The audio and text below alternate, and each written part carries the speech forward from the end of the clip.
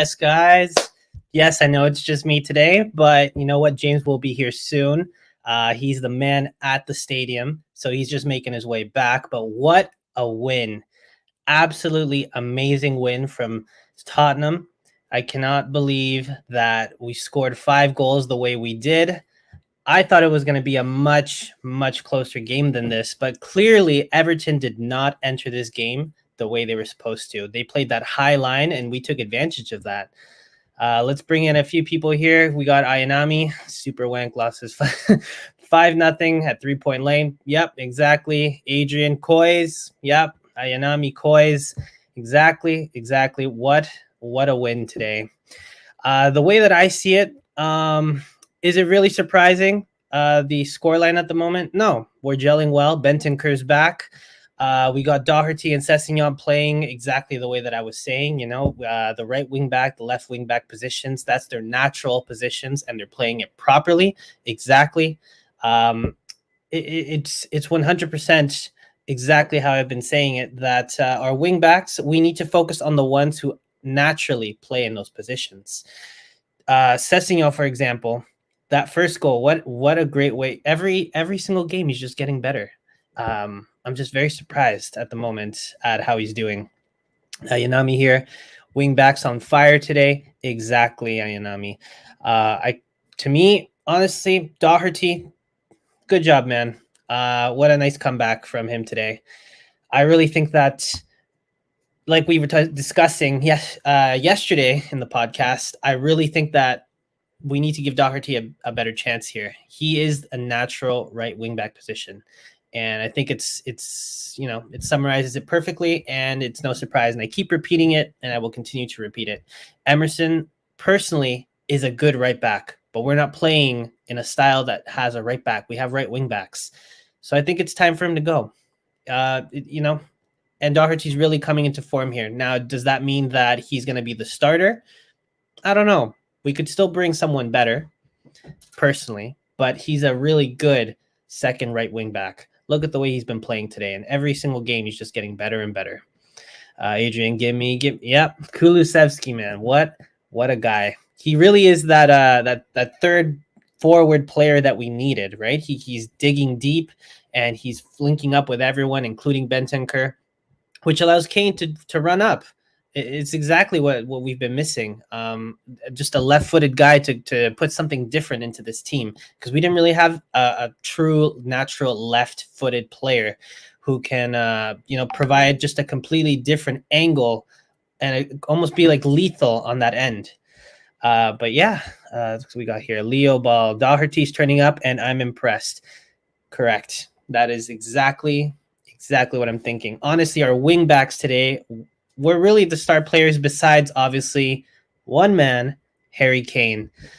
I am so happy that he is finally coming into form, just completely consistent. Obviously we need to forget the Middlesbrough game, but to me, he on fire. And I think he's got more goals than someone. I'm pretty sure he just completed some new somewhere in here. I think he has more goals than someone now, if I'm correct. But 5 goal let's see, Ayanami, 5 goal contributions from Dele in 6 games, brings talent, gelling into the system perfectly. And I really think that Dele, if he performs like this, he might just be the starter from now on, to be honest. And whatever it is that James was discussing yesterday, he was getting angry about Lucas. But look, Dele clearly is performing game in and game out. And he's also sort of gelling into this team in a way that it's a player we were missing. It's the missing link, at least to me. Miles Houston over here with Kulu Masterclass.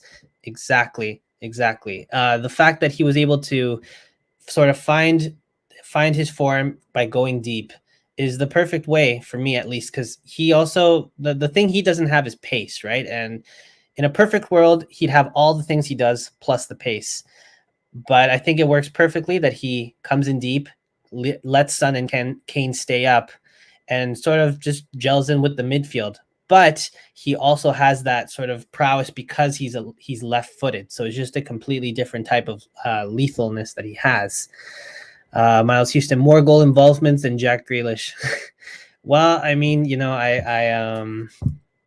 sometimes players make a move to a bigger club doesn't necessarily mean that you're going to be more involved.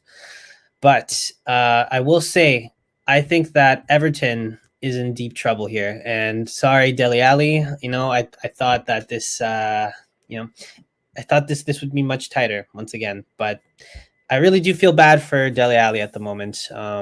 Being part of a team that just got destroyed 5-0 from the team that you just came from is probably not good for your sort of just to sort of gel into the team, right? If you were feeling a little out of it and then having this happen, it's going to be difficult. And I really hope that he sort of takes this upon himself to boost this team rather than allow it to sort of dig him down. But actually, I think we have James here. Let's bring this guy in, our man at the stadium. Hello, James, guys. how you doing, buddy? What a win. What a result. Absolutely buzzing. What a day to go. I mean, 5-0. Can't be much better. It should have been more. It should have been more. Yeah, It I should have been think so. It should have been, honestly, 6-7. I think that's fair to say. Everton were awful. And honestly, I'm not even just saying this. Dele Alli was their best player when he came on. So it says quite a lot. Yeah. How was everything over there in the actual stadium? Oh, it was good, actually. Yeah, quite a good atmosphere for a night game, to be fair. I was actually in the heavens today. I wasn't in the kind of south stand like I sort of normally go in. Obviously, it's quieter in the upper tiers, but still a great view. And honestly, Højbjerg for me was our man of the match. Højbjerg was unbelievable. I feel like a lot of people are saying Kulusevski in the chat. A lot of people are saying the wing-back Doherty had a good game. But I would say, honestly, Højbjerg. I think Billy, my cousin, agrees as well. Yeah, I definitely think that all that slack he's been getting is honestly because he just needs a very creative midfield beside him. That's all it is. Bentancur was good. I don't understand what this is. Can someone please in the chat, please translate that for me, or Adrian, you yourself can translate that for me. I don't know. I don't know what that means, but yeah, no, I think Højbjerg, he is the defense or the midfield defender there, and then the wall basically, and that allows Bentancur to sort of come up. I don't know if you noticed how much Bentancur was actually coming up. Yeah, he carried the ball quite a lot when he got the ball, and really played the ball forward. Obviously, at 5-0, I thought we took the foot off the gas a little bit, but actually, Bentancur, you're right, he broke up the play when Højbjerg did, and then carried the ball forward. It was really well. I think those two worked really well together, 100%. Yeah, and we got to bring more players like that, like another type of Højbjerg and another type of Bentancur, because it really is one of those cases where we need one player doing the defensive work, and then we need one player doing all of the creative sort of technicals to bring the ball up. Oh, for sure. I mean, no one predicted a 5-0, right, at the end of the day. Yeah, no one did, but no one at all predicted 5-0 today. Here, actually, the one time I don't watch them play, they score 5. Wow. Peter, stop watching them. yeah, maybe that he's the reason we're not scoring. It's maybe jinxing or something. For sure. Every single goal except the 5th due to a dodgy stream. Oh, that's unfortunate, man. They were some really good goals today. The Romero injury. What was Romero injured? Do you know what happened with Romero and Setdown? No, he came off in like the 51st minute, didn't he? And we were like, maybe he's wrapping him up in cotton wool because it was 3-0 at the time, wasn't it? Yeah. So maybe they just thought, let's bring him off. For Manchester United, he's played quite a few minutes after obviously coming back from an injury, only a month ago. So maybe for me, he was just wrapping him up in cotton wool. I don't think he's injured. He didn't look like he came off he don't look like he came off hobbling, did he, Bill? Romero. No. I don't think he's injured, and also he had a yellow card as well. Don't forget. Well, Yanami here saying the commentators were talking about it. I didn't really hear too much about that. I was obviously in and out fixing some stuff right around the second half when I saw that things were a little better. I was keeping an eye on the game though. But you know what? Maybe it might have, if you say he wasn't sort of hobbling or anything, it might have just been a precaution, especially with that yellow. Yeah, I think it was precautionary, and I also think because the yellow definitely made a difference. And there you go, in the chat as well, Adrian's right. So Yeah, I don't think we should worry too much. I do expect him to play Saturday. Where I'm going again, I'm buzzing. Come on. Yeah. Leo Ball over here saying thank God for no Winks. I mean, Winks, no Winks, you play the absolute diamond football. But at the end of the day, let's not get carried away. It's Everton. These guys are honestly looking like a relegation struggling team. 17th Yeah. in the league. Half their fans walked out at half time. Oh, I mean, really? yeah, honestly, their fans we were going Cheerios. Their fans were walking out just after half time on that fourth goal. And by the way, I've got to say, just getting in there, that Kane goal out of the air. That Oh, is the so third good. one. The Yeah. angle I had on that, it's just, it comes over and I was like, Bill, he's going to hit that. And it was a little bit like that Leeds one. Do you remember? Oh, which one was it? Yeah. It was just unbelievable. But you know, you don't expect anything else from the best player in the world, best striker in the world. You know. Yeah. No, I think on his form, the guy is he's out of this world to me Yeah, personally. yeah. And I also think that I will say I do have some negatives. I don't know if you want to bring maybe a few concerns you had, some things you noticed that we should not be bringing to Manchester United. Yeah. I could give you two. One is we took the foot off the gas at 4-5-0, and it could have been more. But then again, I would have been more upset if it was only 2-3-0 and we took the foot off the gas. So that's maybe a little bit of a harsh one. But at the end of the day, you know, if we play Man United and we go 3-0 up, it's still not game over. Right.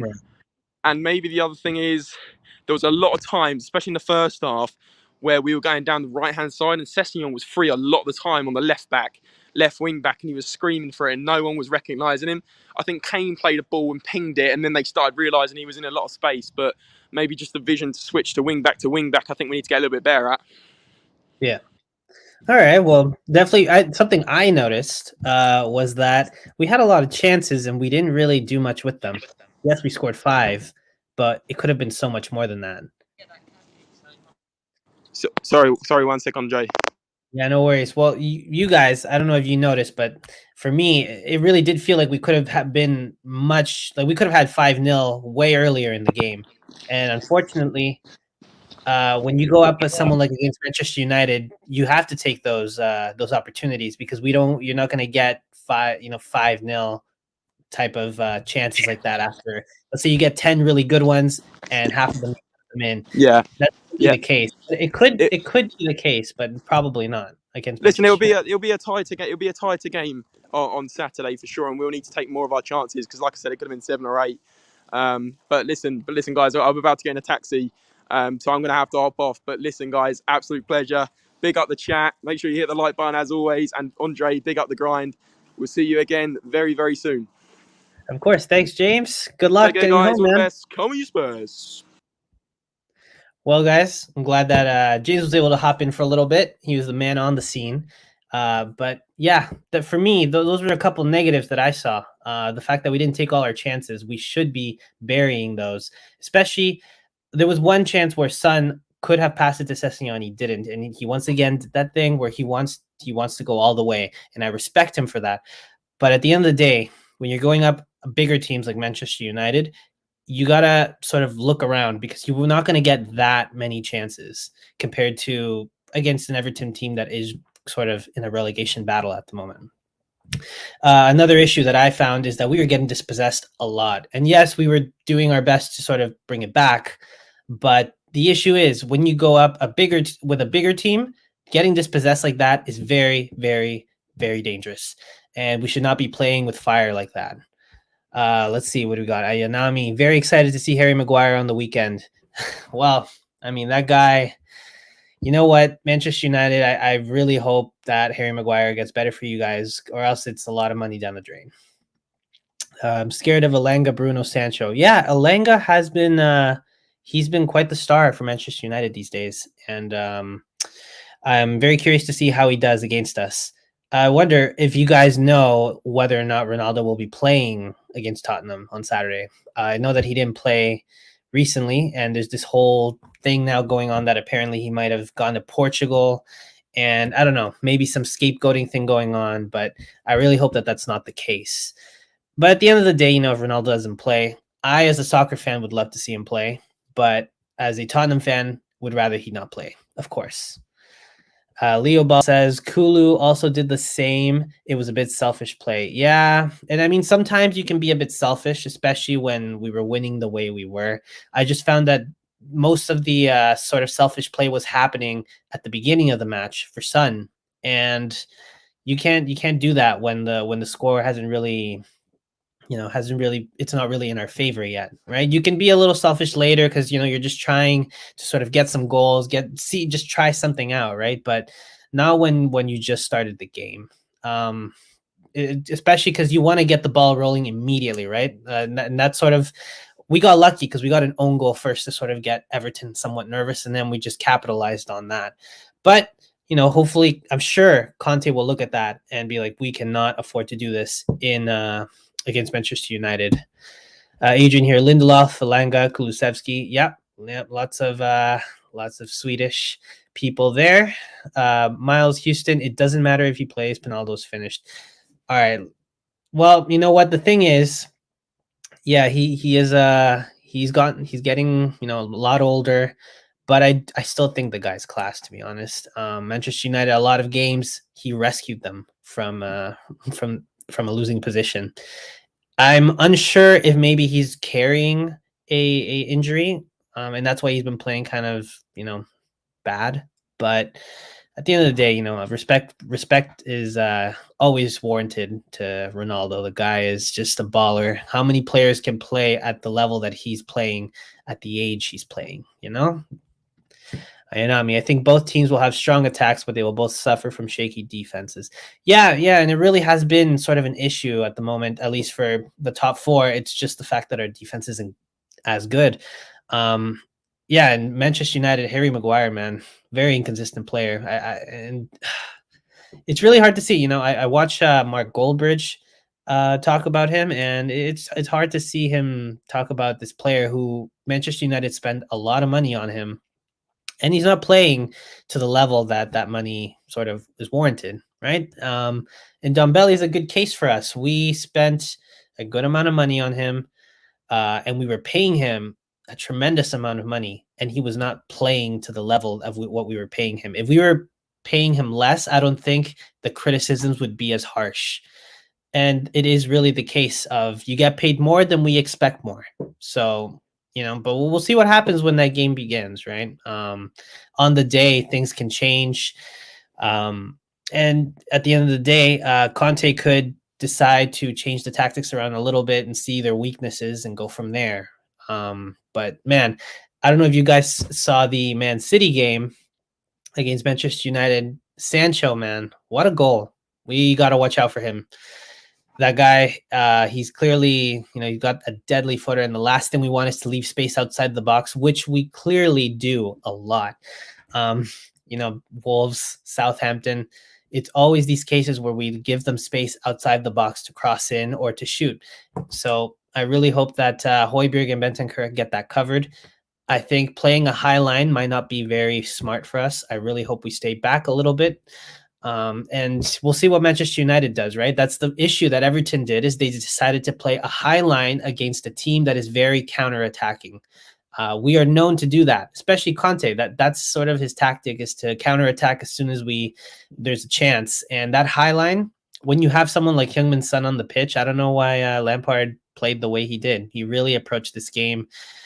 He just miscalculated his approach to this game. Yanami says Sancho and Elanga have been good form recently. I hope this match makes us confident, not arrogant. Exactly. And I don't know if it's an arrogance thing, but as the pattern is showing, we're going from win, loss, win, loss. So the last thing I want right now is for us to win this game, be on a high, and then go to Manchester United and just take the biggest L ever. We should be capitalizing on this and playing it smart and taking it game by game, and then switching whatever we need to for each game. If we play exactly the way we did today over to Manchester United, we might lose, because 100% the coach is going to look at it and be like, okay, this is how they played last game. Let's prepare in case they do this exact same thing. So we need to look at their players and sort of figure out a different tactic for them. Leo Ball, the table is really interesting right now. 2 points behind United with 2 games in hand. Exactly. The last thing we want, these top 4 games, these are probably the most important games we have. These are the ones where we break that gap that we have while they don't get to move, right? This is the only time where we get to win and they don't move. So we need to win this game. None of this like win loss. We need to win this game. Miles Houston, yeah, Sancho's United's X factor. Elanga can be streaky since the Atletico game. Yep. And I mean, he also came in for a lot of money. So, one can only hope that he does well for them, but not this game, right?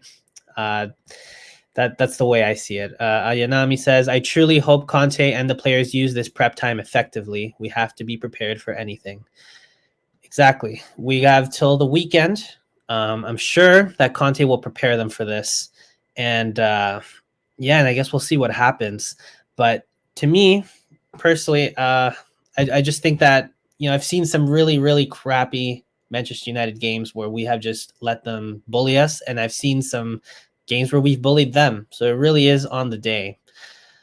But enough about Manchester United too much, since obviously this is more of a Everton match review. I just like to say that I think that Dyer, that guy is really coming in form. He, if there's a player who's really started to turn things around, it would be Dyer, at least for me. The guy, as far as I'm concerned, almost everyone had no faith in this guy. And now he really, it's like when I see his name on the team sheet, I feel better.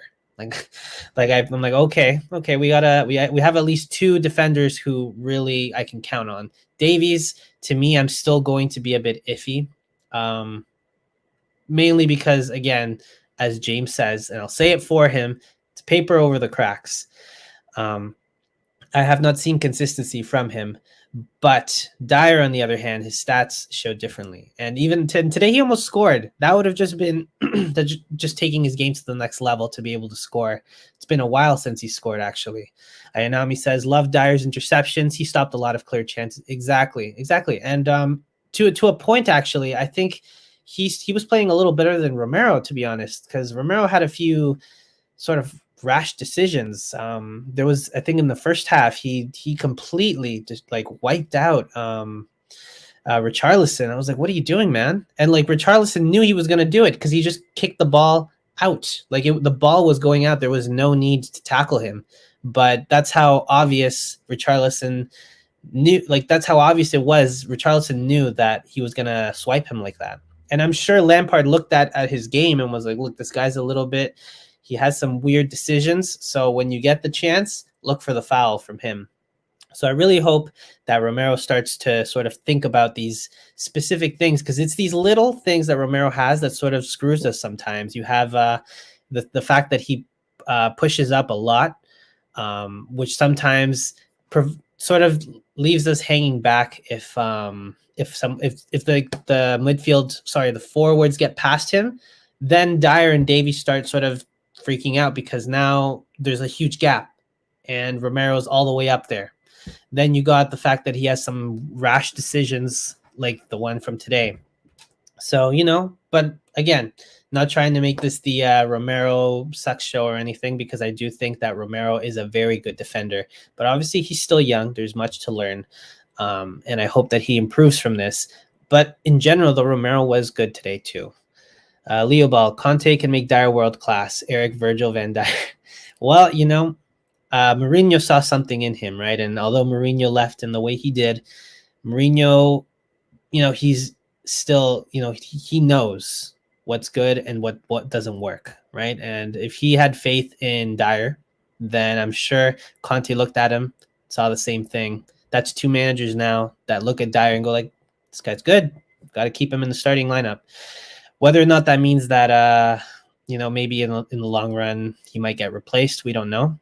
But I do think that in terms of the defenders to replace, he is the least of our worries right now. So, good job, Dyer. And thank you for intercepting all the balls that you did today. Keep it up. And especially, I think, what was it? last season, maybe he said how he wanted his ashes in the stadium. I think more people will be a little more warm to that statement that he made last year or 2 years ago. It was when he said that, and I remember all the comments from that post was just laughing emojis. So, good for him, honestly. Now, another player I want to talk about is Reguilon. What a guy. One touch, first touch, and a goal immediately. I think that guy, honestly, he marked his name on there today, especially because, again, it was looking like Sessegnon was just sort of pushing his way into that first team. And Reguilon made a statement. He's like, look, I am so good that I'm going to score immediately upon, like, as soon as I come in. So the way I see it, if Reguilon and Sessegnon are battling for first team the way that they are, left wing back positions are good to go. Because that's kind of what we need. Every position needs to have someone that's rivaling them in the way that Reguilon and Sessegnon are, where it provides them a challenge to sort of get better and better, because each time it's like if they make just even one mistake, the other player takes that advantage and starts playing, and then so on and so forth. If we can have that in every position, 100% we could win something. Because at the end of the day, I think it was Jack mentioned this yesterday in the podcast, we need depth. And unfortunately, at the moment, right now, this team, the way that it is, when you take one out, we start playing just a completely differently. The quality goes down. Look what happened the minute we made some substitutions, other than Reguilon, of course. We stopped scoring. The tactics changed. There wasn't much pressure.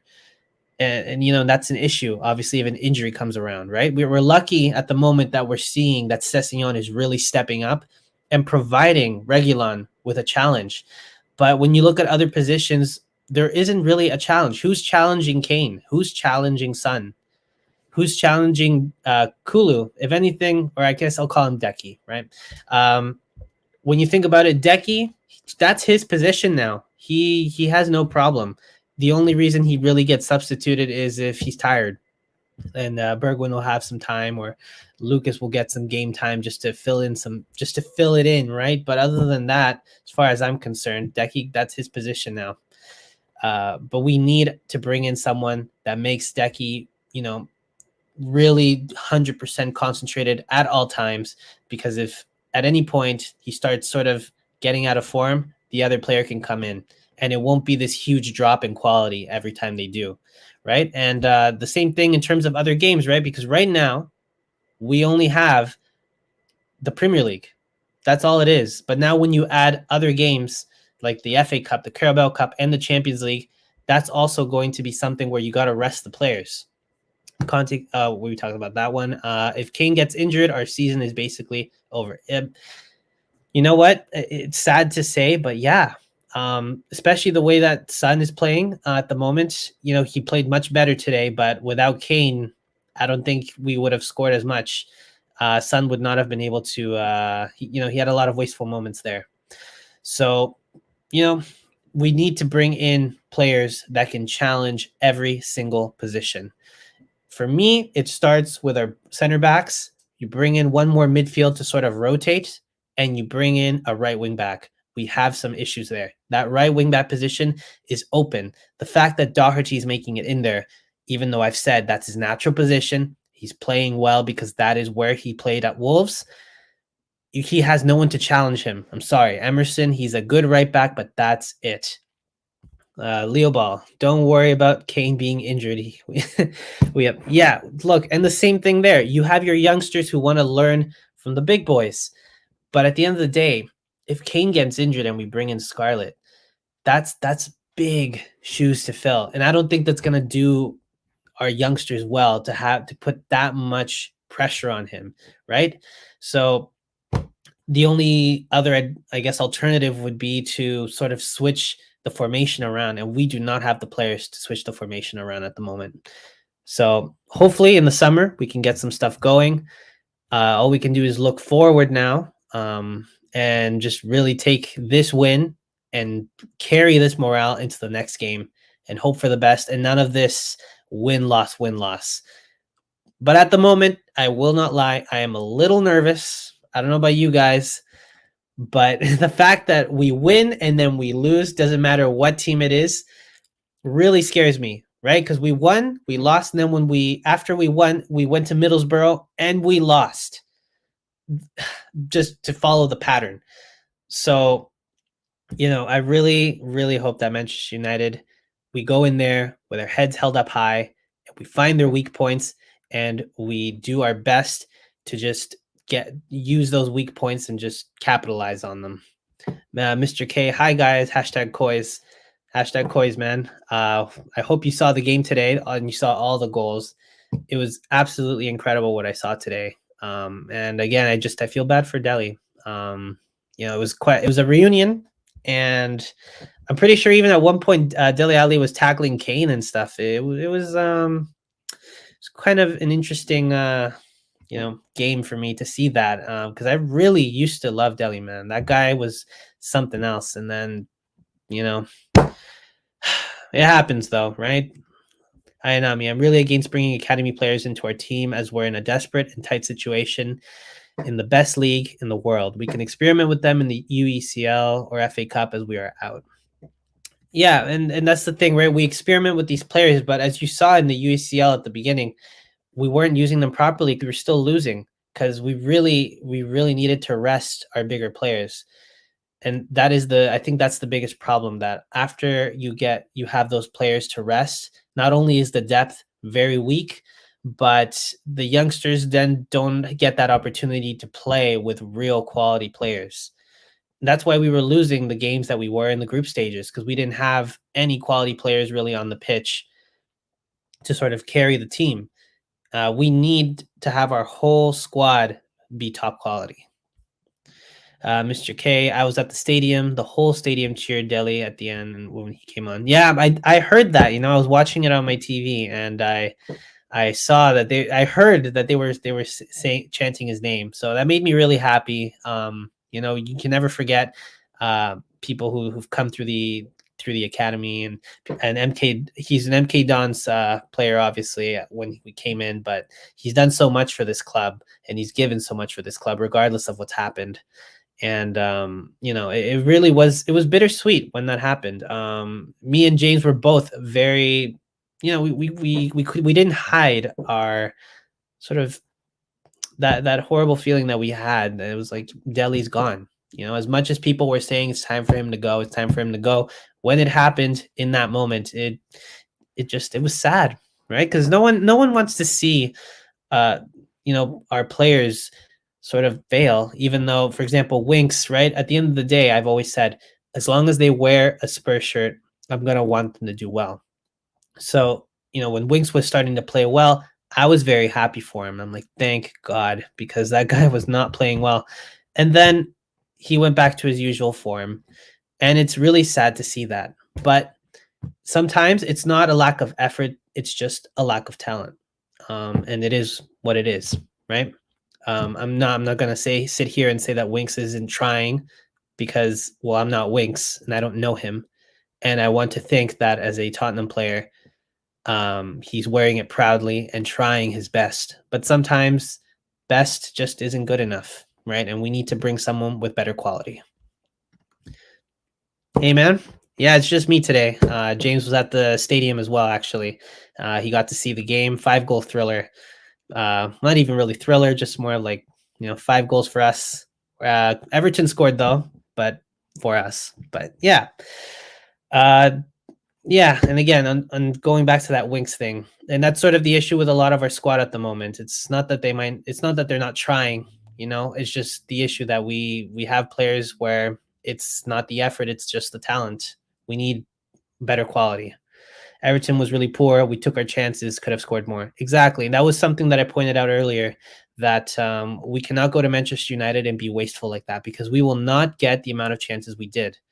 We will get many less chances, and the chances we get will be less, easy, I guess. It'll be more like outside the box or just a half chance or something. And we have to be able to, those players have to be able to decide if they're going to pass or if they're going to shoot, and what would be the best sort of position to shoot it from.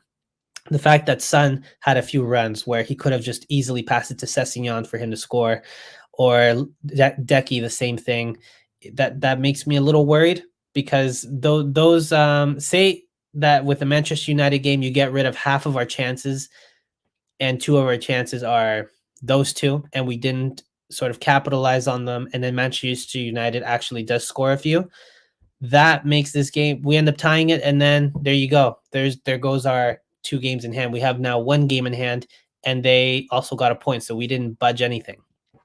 So out of all the games, this one, we cannot afford to lose it, and we cannot afford to tie it. We need all 3 points, because at the end of the day, this team, if we beat them, they'll stay there. They're not going to gain any points, and we'll move up.